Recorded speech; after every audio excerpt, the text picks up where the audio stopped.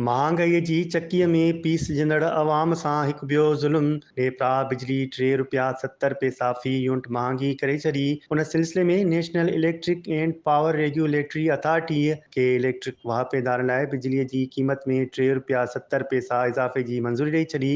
इज़ाफ़ो मार्च जे माहवार fuel adjustment charges जी मद में कयो वियो, जेको 1 मई जे बिलनि ते लागू थींदो। उन सां कराची वासियुनि ते 5 अरब 14 करोड़ रुपयनि जो इज़ाफ़ी बोझ पवंदो।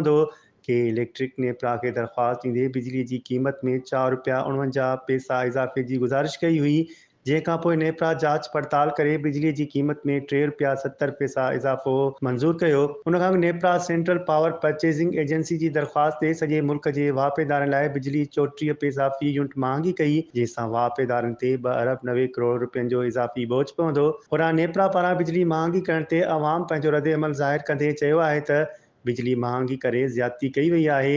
पहिरीं हू खाद खुराक जी शयुनि जे अघनि में इज़ाफ़े खां परेशान आहिनि।